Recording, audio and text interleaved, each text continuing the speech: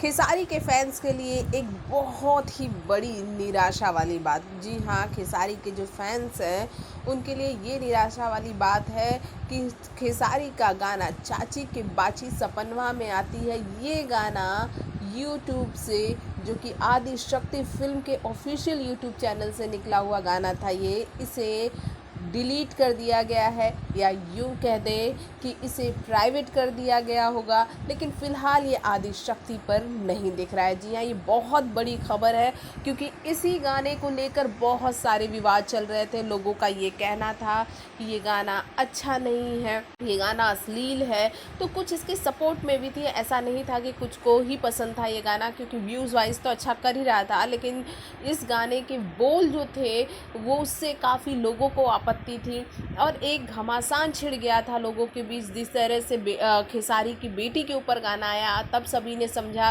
कि अब अगर खेसारी की ने ये गाना गाया है कि चाची के बच्ची सपनवा में आती है, और एक सिंगर ने खेसारी की बेटी के ऊपर गाया, तो कल और भी जो सिंगर होंगे या स्टार होंगे उनके परिवार का नाम लेकर लोग इस तरह के गाने गाएंगे। और कहा जा रहा है कि इस गाने को प्राइवेट कर दिया गया है, स्ट्राइक के डर से भी प्राइवेट किया गया है। वैसे आपको बता दें कि इस गाने पर रिपोर्ट बहुत ज़्यादा मारी गई थी, और इस गाने को पर जो रिपोर्ट ज़्यादा मारी गई थी, तो इससे चैनल का जो है एक इमेज होती है, आदि शक्ति फिल्म की एक इमेज है, वो इस तरह के अश्लील गानों को सपोर्ट नहीं करते हैं।